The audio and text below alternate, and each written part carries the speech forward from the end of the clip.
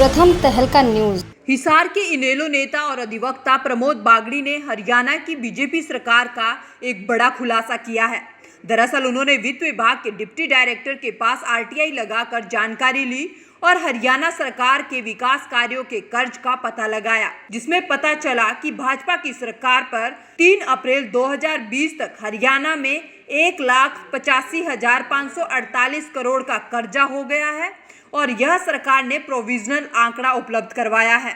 बागड़ी ने बताया कि पूर्व मुख्यमंत्री चौधरी ओम प्रकाश चौटाला के कार्यकाल में 1999 से जनवरी 2005 तक हरियाणा सरकार पर कर्जा मात्र 15,886 करोड़ का था, जिसमें पूरे हरियाणा प्रदेश में विकास कार्य किए गए तथा गांवों और शहरों की प्रत्येक गलियों को आरसीसी कंक्रीट से पक्का करवाने का काम किया गया तथा गुरुग्राम और फरीदाबाद जैसे बड़े शहरों में डेवलपमेंट का काम किया गया था।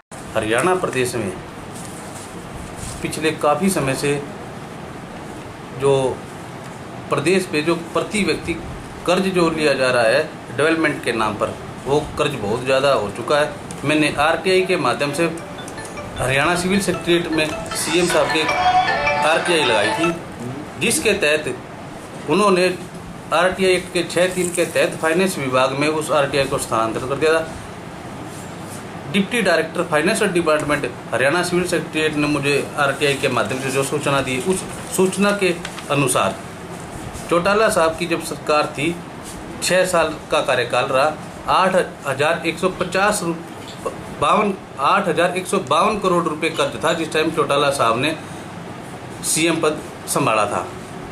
उसके बाद कार्यकाल में 31 मार्च 2005 तक 17,347 करोड़ रुपए कर्जा हुआ। केवल 8,000 करोड़ रुपए चौटाला साहब ने अपने 6 साल के कार्यकाल में लगाए और उन्होंने उन 6 सालों में बहुत ही ज़्यादा डेवलपमेंट के कार्य किया। गुड़गांव शहर उसी दौरान चौटाला साहब ने डेवलप किया था और जो पानीपत की जो चौधरी देवीलाल रिफाइनरी है थर्मल प्लांट, उसकी 6ठी और 7वीं यूनिट का कार्य भी चौधरी ओम प्रकाश चौटाला जी ने करवाया था और प्रत्येक गांव प्रत्येक शहर के अंदर सीसी सड़कों का विकास कराया था, योजनाबद्ध तरीके से कराया था। अगर आगे कोई भविष्य में अगर कोई सड़क बनाता है तो उसके बाद जो सड़क बनाई जाएगी, जो नई पाइपलाइन डाली जाएगी, वो उस सड़क को तोड़ के नहीं बनाई जाएगी, उसके साथ जो सड़क है उसके ऊपर बनाई जाएगी और एक्वायर करके रोड चौड़ा करने के हिसाब से सड़क बनाई जाए, ना कि वो सड़क तोड़ी जाए। और जो चौधरी भूपेंद्र सिंह हुड्डा जी है, उन्होंने अपने 10 साल के कार्यकाल में लगभग 51,000 करोड़ रुपया कर्जा चढ़ा दिया सरकार के ऊपर और इन्होंने केवल कमीशन खोरी करी है। जो आरसीसी की जो सड़कें चौटाला साहब ने बनवाई थी विधिवत रूप से और एज पर प्लानिंग के अनुसार, जो डेवलपमेंट की प्लानिंग के तहत इन्होंने एक भूजल स्तर कम हो रहा है ये नाम लेके आरसीसी की सड़कें पाड़ने का काम किया और उनको पाड़ के इंटरलॉकिंग सड़कें बनाई है, जिसके कारण जो अधिकारीगण है उन्होंने केवल और केवल कमीशन खोरी करके सरकार के ऊपर इतना ज़्यादा कर्जा चढ़ा दिया।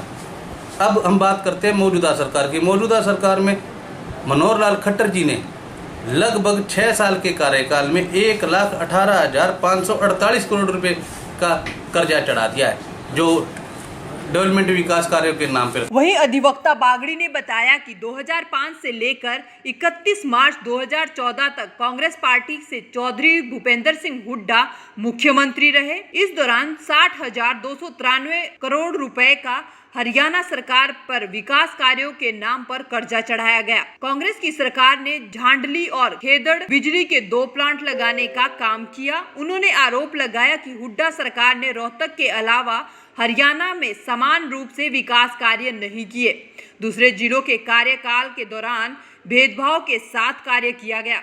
उन्होंने कहा कि पूर्व मुख्यमंत्री चौधरी ओम प्रकाश चौटाला ने अपने कार्यकाल में योजनाबद्ध तरीके से ग्रामीणों और शहरी क्षेत्र में सीसी कंक्रीट की सड़कें बनाई थी। इन सड़कों की मियाद लगभग 50 सालों की थी, परंतु कांग्रेस सरकार ने भूजल स्तर नीचे जाने के नाम पर इंटरलॉकिंग सड़कें बनवाने का काम किया और सभी बनाई हुई सड़कों को उखाड़ दिया गया। तात्कालिक सरकार ने इस प्रकार विकास कार्यों के नाम पर अनावश्यक कर चढ़ाने का काम किया है। नेलो नेता प्रमोद बागड़ी ने कहा कि कांग्रेस सरकार ने कमीशन खोरी का काम किया तथा झूठे विज्ञापन देने के नाम पर खर्चा किया गया। हिसार जिले में काउंटर मैग्नेट सिटी बनाने के नाम पर केंद्र सरकार ने लगभग 12,000 करोड़ रुपए 2005 में खर्च कर दिए, लेकिन कहीं भी विकास कार्य नजर नहीं आता।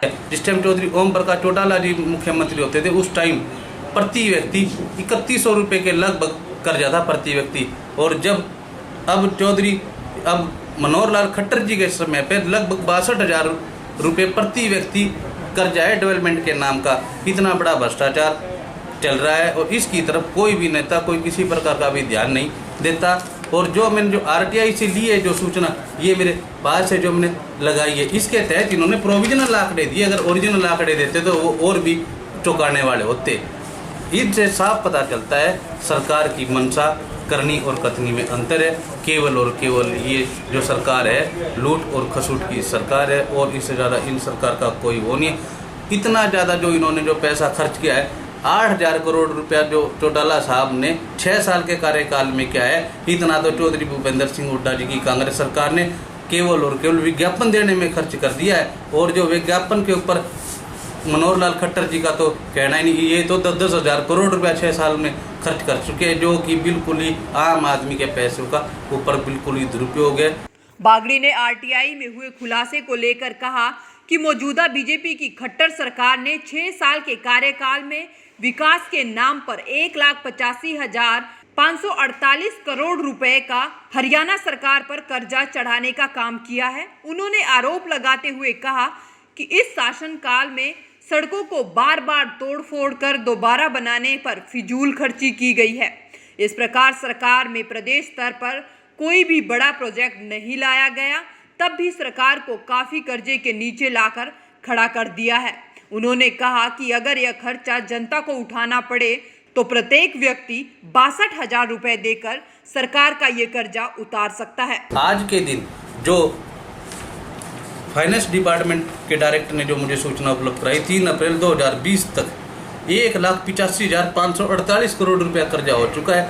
जो प्रति व्यक्ति अगर हम इसकी कैलकुलेशन करें तो लगभग 62,000 प्रति व्यक्ति कर्जा है। जो हमारे पेट में जो बच्चा होता है प्रत्येक हरियाणा का जो बच्चा है उसके ऊपर 62,000 रुपये कर्जा ऑलरेडी इस सरकार ने कर दिया है। प्रमोद बागड़ी ने कहा कि आने वाले समय में इनेलो पार्टी का प्रदेश में लगातार जनाधार बढ़ रहा है। उन्होंने तो ये तक कह दिया कि पूर्व मुख्यमंत्री ओम प्रकाश चौटाला और इनेलो के प्रधान सचिव विधायक अभय सिंह चौटाला के नेतृत्व में हरियाणा में सरकार बनेगी और अभय सिंह चौटाला मुख्यमंत्री बनेंगे। लेकिन साहब, कौन सत्ता में शामिल होता है और कौन नहीं, कौन आने वाले समय में सत्ता को संभालता है और कौन आने वाले समय में मुख्यमंत्री बनेगा, ये तो आने वाला समय ही बताएगा। प्रथम तहलका के लिए हिसार से प्रवीण कुमार की रिपोर्ट।